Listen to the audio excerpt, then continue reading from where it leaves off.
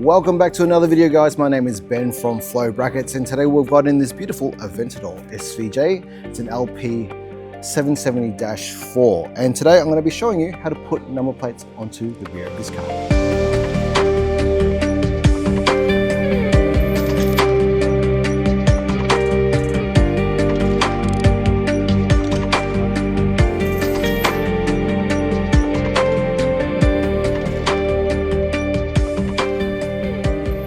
Okay, as you can see, Lamborghini already give you a mounting bracket to mount number plates to it, and it's not bad. It's a little bit flimsy, but it is lightweight. Now, this will be okay for a lot of people wanting to double-sided tape straight onto it, but that becomes a problem if you ever want to change your number plate.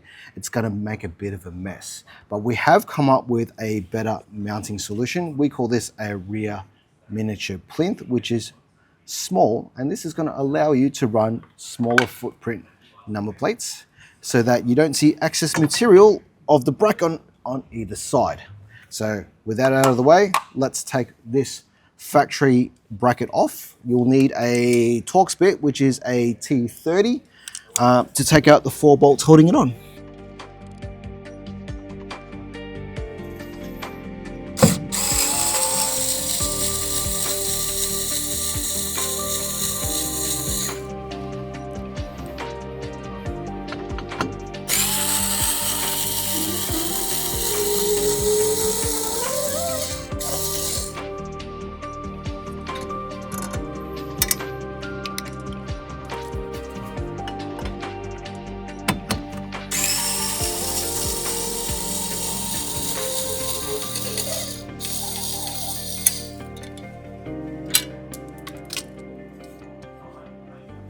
Now, before we get started, let's explain a little bit more about our part. It's a modular miniature plinth. Pretty much describes itself. It's miniature and it's modular, and its modular feature means it's got these brass fittings into it, which means that you can get any number plate bracket and bolt it on. And if you ever were to change to a different size of number plate, you can grab the appropriate bracket and bolt it on. And this is going to stop you or limit you from drilling holes into your beautiful carbon fiber or your number plate. Now, again, Lamborghini does supply you with a bracket, and I'm going to tell you why that this is a little bit better. So as you can see in this carbon fiber here, they've got these rubber nut fittings, and 4 of them to be exact, and that holds on this bracket. It's okay, but realistically, when you're driving, it vibrates, and carbon fiber can eventually crack with those vibrations. So what we've done is we've taken a 3D scan of this bumper and designed this part to fit exactly here. So it will use 2 of the rubber nuts, and that's how you locate this plinth. But we've also put all this 3M tape on it as well. And this is going to stick to this surface here. So what this does is, because it sticks to this entire surface here, it's going to absorb a lot of the vibrations. So it's not only held on by just these 2 points, it's going to be held on with all this double-sided tape, and that spreads out the force and the weight, and that means that you can run a heavier number plate. And in Australia, we do have a few, like these signature plates, as well as Victorian heritage plates. And in New South Wales, I believe your numeric enamels are also just as heavy. Installation's pretty simple. These 2 holes in our miniature plinth is going to align with the 2 rubber nut fittings in the bumper. So what I would do is I would use our alcohol wipe, and I would clean this surface here, followed by using our primer, which is pretty much the secret behind it, which increases the bond between the 2 surfaces. Prime it, peel the double-sided tape, and use the 2 bolts, put them in as a locator, and then stick it on. Then tighten the bolt. Now, in our kit, we're going to be supplying you with additional screws that will go into the same rubber nut fitting, but if you want to, you can use the factory bolts that you've taken out of it, but by some miracle, you've lost these. We supply you extras, and all of our hardware is made from stainless steel, and we powder coat them black. Now let's install it. Let's grab our alcohol wipe and clean this surface. Make sure that it is cleaned well so that you get a good bond, especially if it's been ceramic coated. Now, just to note that this will work with PPF cars and non-PPF cars as well. Just don't throw away your alcohol wipe because you might need it a bit later in case you prime in an area that is not hidden. You can use your alcohol wipe to wipe up the excess primer. So what I'm going to do is temporarily bolt it on. Just there and here.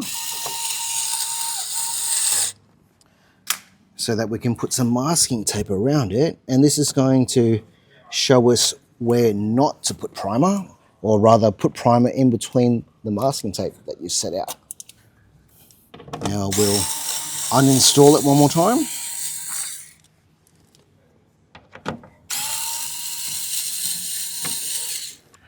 Now this is the 3M primer, and it's an adhesion promoter, again, to increase the bond between the two surfaces, or rather it makes it the double-sided tape extra sticky.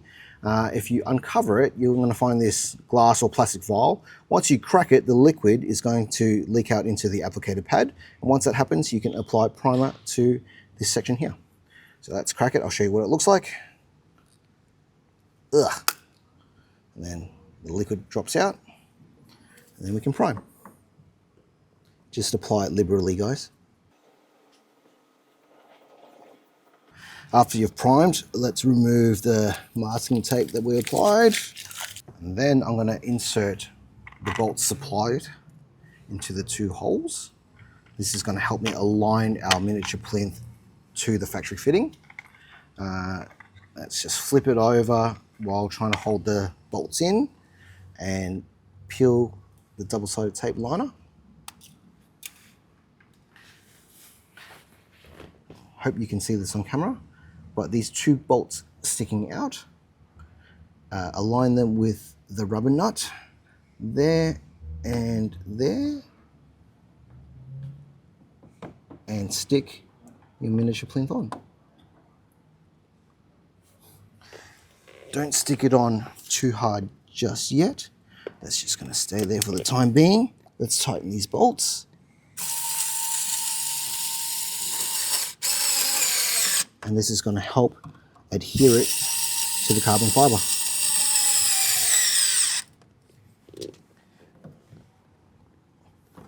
Now, unlike our front miniature plinth video, you don't have to wait for curing time because there is a mechanical fixing already here to hold it on, and that's going to really clamp it together.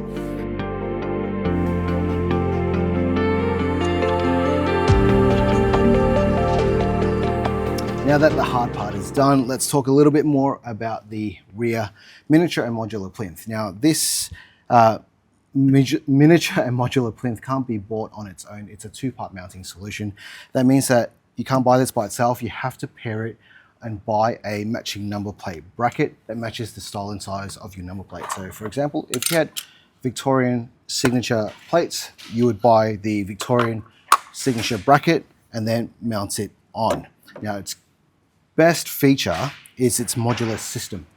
That means that you can, if you decide to put on signature plates and decide to change to a different number plates, for example, New South Wales traditional plates, you can just unbolt this bracket, bolt on the new bracket, and this is going to prevent you from sending holes into the rear of this car or in your number plate. And the other benefit of having this miniature plinth as opposed to the factory bracket is that it is all height adjustable. So if you were to retain this factory bracket, you only have this location here and here to bolt a bracket, which it will work, but you are realistically just limited to that position only. With this modular plinth, you have an array of heights that you can mount this to. First up, we've got this signature plate. As you can see, it's a very small footprint number plate. And if you were to use the factory bracket, you'd see excess material of that bracket on either side of that number plate. So going to this miniature modular system is definitely the way to go if you're running this plate.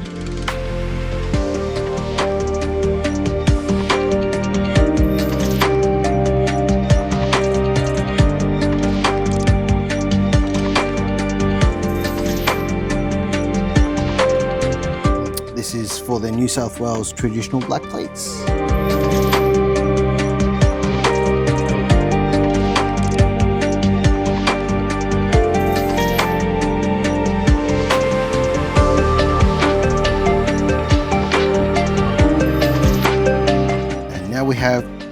heritage bracket for 4-digit heritage Victorian plates.